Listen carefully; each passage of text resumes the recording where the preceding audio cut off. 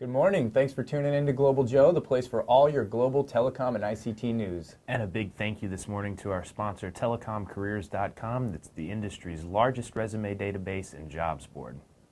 We start in China today with some big news on China Mobile 4G subscribers. China Mobile is predicting that by the end of the next year, they'll have 150 million 4G subscribers, and they expect that number to double to 300 million by the end of 2016. It's amazing. Just to give you an idea of how big this is, in October they just reached 50 million subscribers, 4G subscribers.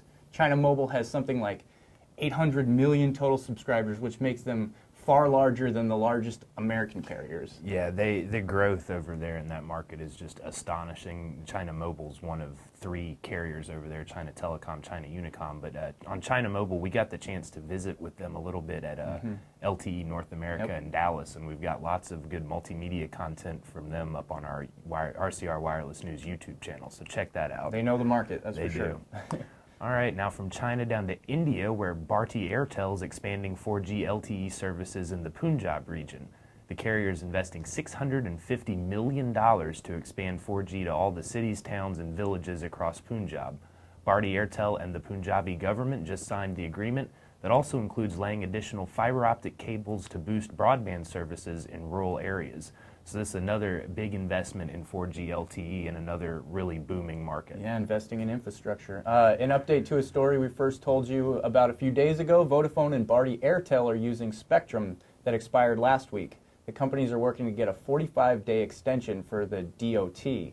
If Vodafone returns the spectrum, it could disrupt service to about 10 million customers. Vodafone executives now say that if the DOT denies extension, they'll seek to migrate new frequencies. As of this morning, the DOT has not responded to the extension request. Yeah, basically their licensure for the spectrum they use to provide that coverage expired, so they borrowed spectrum from another carrier, which isn't really subject to any kind of regulation. So kind of a weird area over there. Huh? Yeah. In big telco cloud news, Huawei and Red Hat announced a partnership on OpenStack for network function virtualization. OpenStack is a Linux-based open-source cloud platform. A Huawei rep called the OpenStack solution a true carrier-grade product.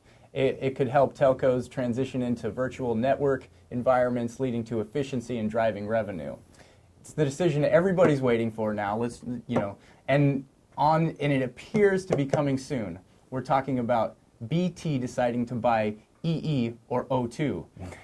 Executives with Orange expect the decision before Christmas. We'll let you know what happens on that. Yeah, those are big European carriers over there, and they're kind of shuffling their markets a little bit, and we'll see what kind of acquisition we need here soon.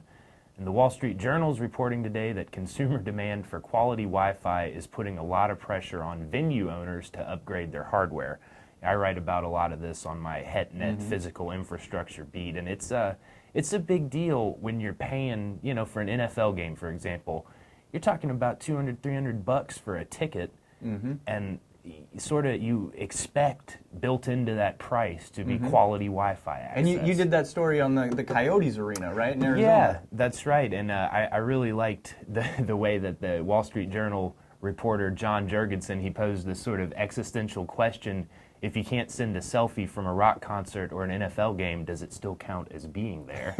So I liked the way he put that. And as you said, that really dovetails with the story from RCR Wireless I put up there yesterday. The gist of that one is the Arizona Coyotes just spent a bunch of money to deploy an enhanced distributed antenna system, that's a DAS, in their home stadium there in Glendale. That's the Gila River Arena. And at the same time, across the country in Boston, officials there are about to spend about $3 million on a DAS for the Boston Convention Center. So I think we're really starting to see these venue owners catch up with the consumer demand to try to, stay relevant. Seems like a lot of investment in that stuff. That's right. And finally this evening, a new survey, and the results here are interesting.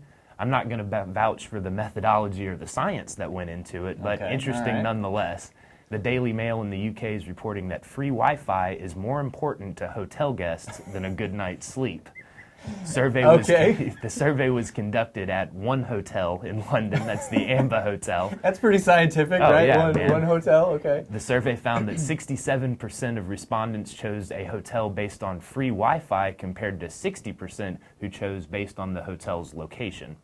For hotels the visitor had already stayed in, as in, a known quantity, 60% said free Wi-Fi was an important factor, while just 58% cared about their quality of sleep. So maybe they're spending too much time on the internet and that they're having trouble going to bed. I don't really know. I'm not buying it. I'm Not not buying buying it. I'll take the sleep. So, well, it's regardless safe to say people really love their free Wi-Fi. It's true. We want to thank you for joining us here today on Global Joe, and we want to give you a big thank you to our sponsor, telecomcareers.com. Join us back here for Mobile Midday News. Have a good day.